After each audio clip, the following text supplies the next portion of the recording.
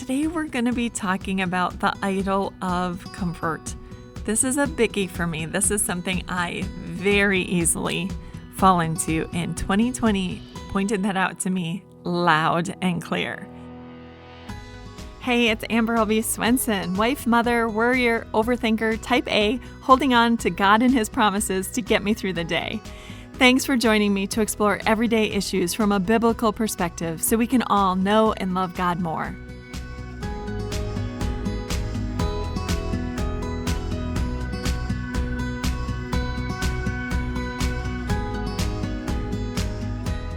I love routine. I love my schedule. I like to have things a certain way. And you mess that up, you take away my comfort. And I do not adjust well to that happening. I found that out really well when my children returned to school after 13 months. So they were home for an entire 13 months. And the week that they returned to school, they were like, "Mom, you are so happy. What's up?" And I just said, we're back to a schedule and a routine, and this is how I function at top capacity. Like, this is my groove.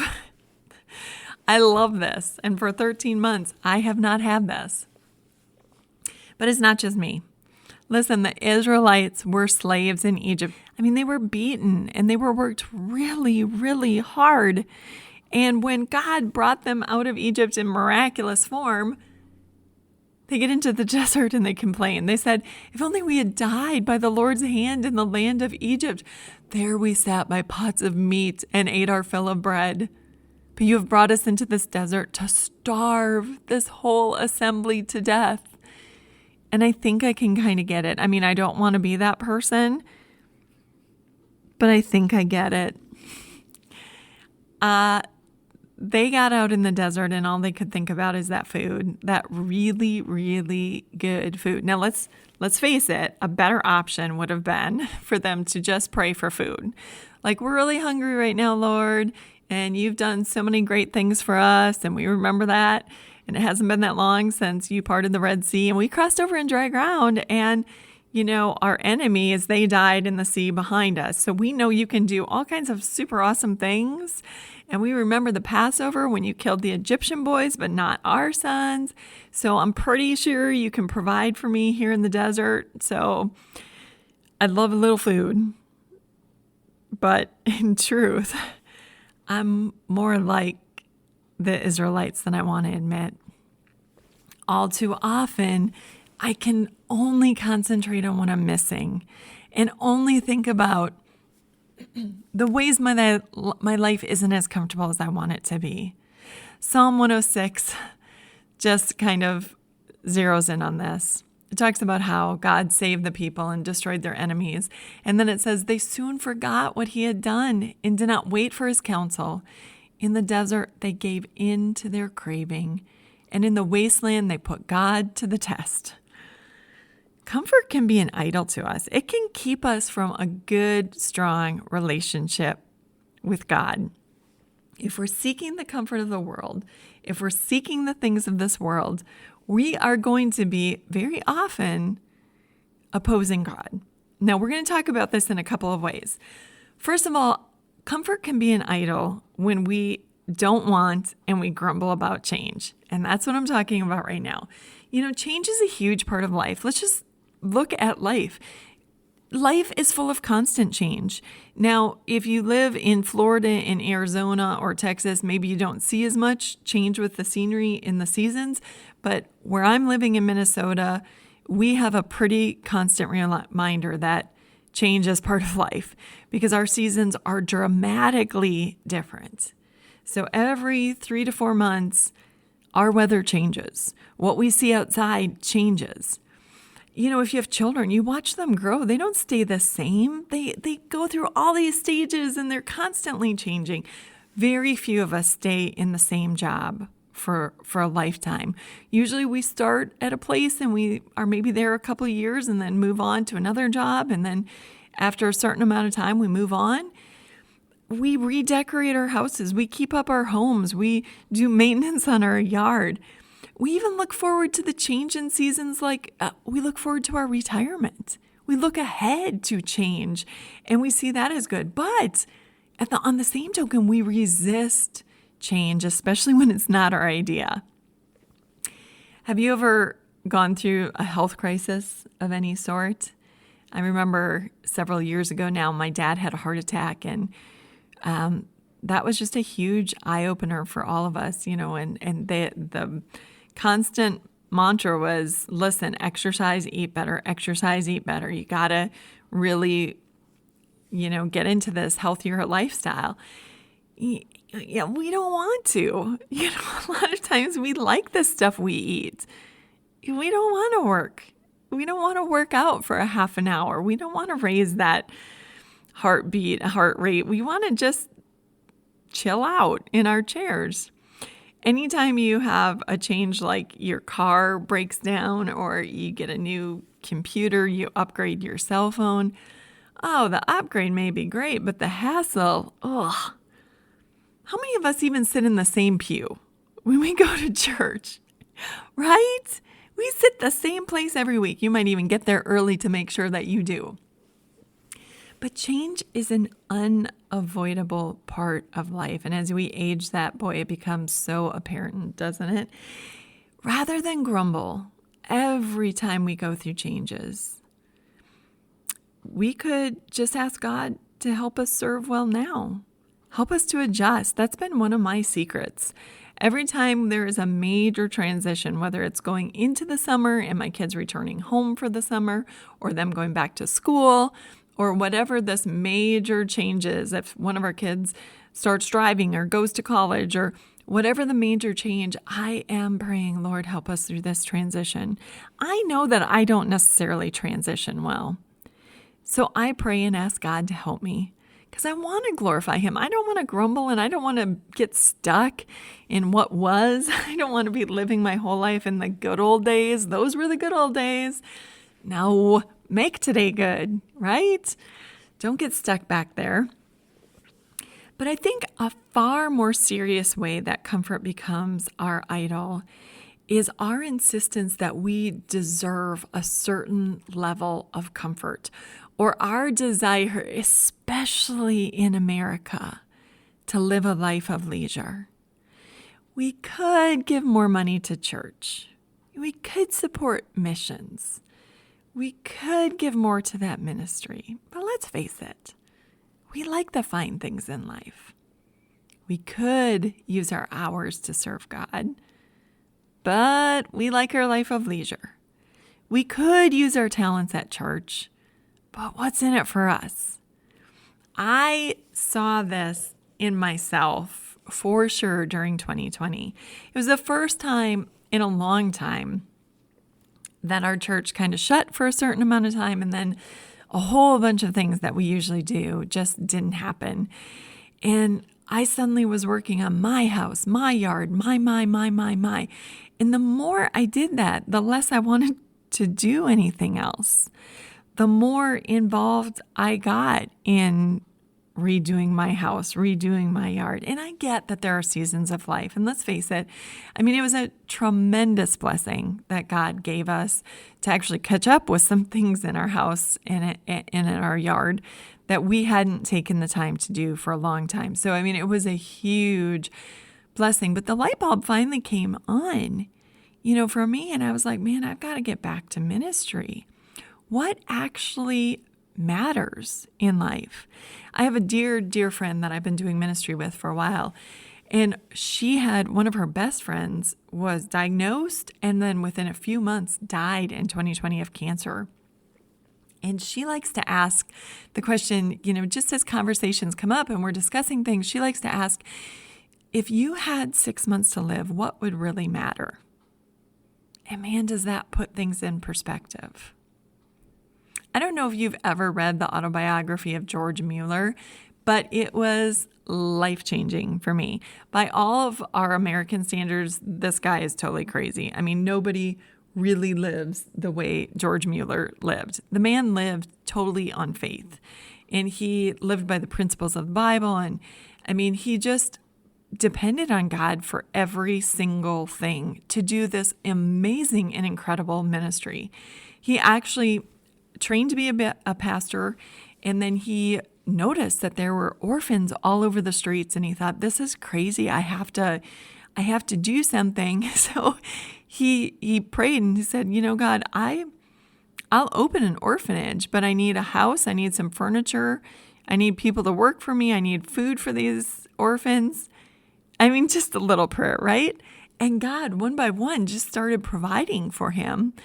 And then George just lived every single day in God's grace. Like, today I need this. There were times that the orphanage did not have food for lunch, and he went downstairs and he prayed and thanked the Lord for the food, and there would be a knock on the door, and the baker brought bread. He had extra bread. Or one time a milk cart actually broke down right outside the orphanage, and so the orphans were able to drink this milk that would otherwise go to waste. It was just amazing the way that God provided. But I want to read just a paragraph from George Mueller's autobiography. He said, "Do you make it your primary business and your first great concern to seek the kingdom of God and his righteousness, or the things of God, the honor of his name, the welfare of his church, the conversion of sinners, and the profit of your own soul, your chief aim? Or does your business, your family, or your own temporal concerns primarily occupy your attention? Remember that the world will pass away, but the things of God will endure forever. I never knew a child of God who acted according to the above passage, for whom the Lord did not fulfill his promise. All these things shall be added unto you." Look at the apostles. Peter said to Jesus, "We left everything to follow you." In America, we are constantly seeking more. We're seeking more for ourselves. We want more of everything, it seems. C.S. Lewis said, if you want a religion to make you feel really comfortable, I don't recommend Christianity. Jesus told that rich young ruler who came to him, he said, "Listen, go sell your things and then follow me." And the rich young man, he turned away because he didn't want to get rid of his things. But Jesus said, "Deny yourself, take up your cross and follow me." When you set out to work in God's kingdom, you don't really work for glory. We work for God's glory, not for our own, but you don't get rich teaching Sunday school or singing in the choir. And you don't become prominent by opening up your home to the least of these.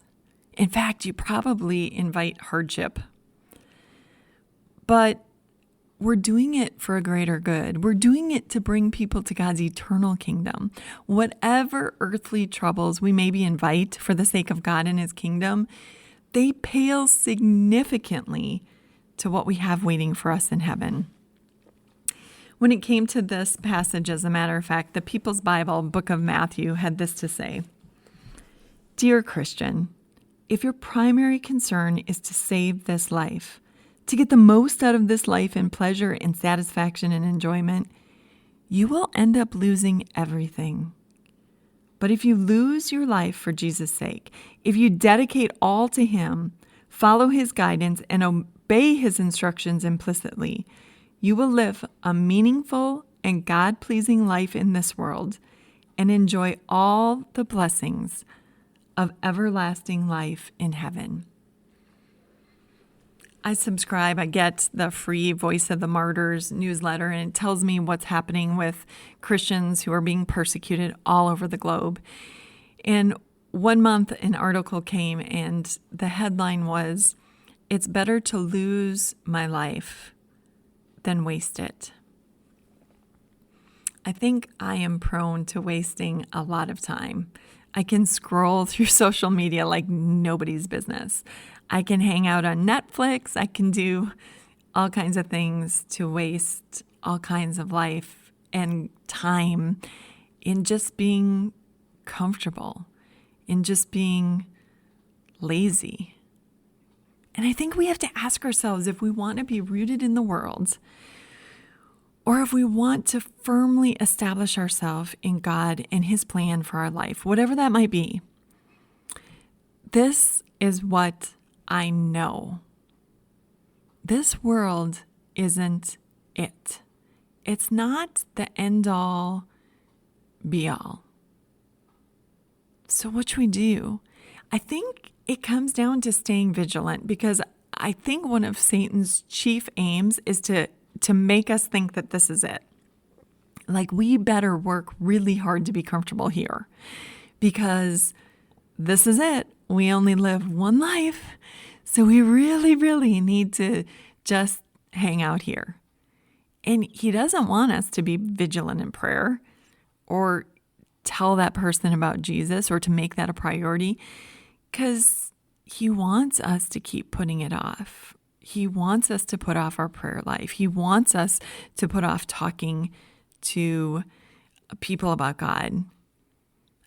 And day by day, Satan can totally tempt us to slip into this just living for our enjoyment and our pleasure, and to even just entertain ourselves, to pass our time rather than working in God's kingdom. And I think the caution for us is to stay the course, because heaven will be very comfortable. It'll be more comfortable than anything we've ever experienced here. And it will be worth all the discomfort that we're put through, and that we go through here. But we want to spend our days in a meaningful way. We want to spend our time, whatever time we have, helping others stay close to the Lord and bringing others to know the Lord. Because once they die, it's over for them. There's not a chance to go back. So we don't want to get sucked into this idea of just living this comfortable life and doing what we want for our enjoyment and our pleasure and to pass our days. We want to stay the course and keep working in God's kingdom. Look at the way Jesus did it. He did it so perfectly. Of course, we'll never do it perfectly like Jesus, but he's a great example. He was tired. He kept pressing on. He was opposed. He moved to a different place. When things got tough, he didn't give up even when everybody quit following him, because he wasn't seeking glory on this earth. He was out to fulfill what God had sent him to do. And when he did it, then he returned to heaven. And then he enjoyed the riches and the glories of heaven. But while on this earth, he just kept trudging on. And that's what we need to do too. We don't want to get sucked into this idolatry of comfort. So I'm just going to challenge you to look at your life. Are you making Bible study and reading the Bible a priority? Are you making prayer a priority? And those two things right there, if you answer to no to either one of those or to both of them, don't go any further. Then just say, okay, how can I get into the Word this week? How can I pray? Can I just add, a little alarm on my phone that reminds me to pray during my lunch hour? Just stop and pick 2 or 3 people to pray for. The other day, I was taking my daughter to work, and she was saying that she had a hard time falling asleep the night before. And I said, I never have a hard time falling asleep, because I always pray the last thing. I read my Bible and I pray. And I said, I have this huge list of people to pray for. And I started telling her, the different people in our family and the different circumstances. And then I said, if I get through that, then I start praying for my pastor and praying for the people at church. And if I get through that, then I start praying for the persecuted Christians. And I start praying for other ministries worldwide. And I said, if I get through that, then I'm praying for our governments and I said, I never, ever get through my prayer list before falling asleep, because there's no end to what I could pray for. And so,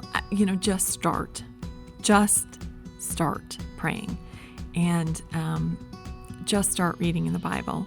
And if you're doing those things, see if there's a way that you can bring other people into Bible study. Start a Bible study just with a few friends in your area, or in your church, or do something to encourage other people, and maybe to bring someone from the neighborhood or a work friend to know the Lord, or see how you can work in your church or in your community to really influence others to get to know Jesus.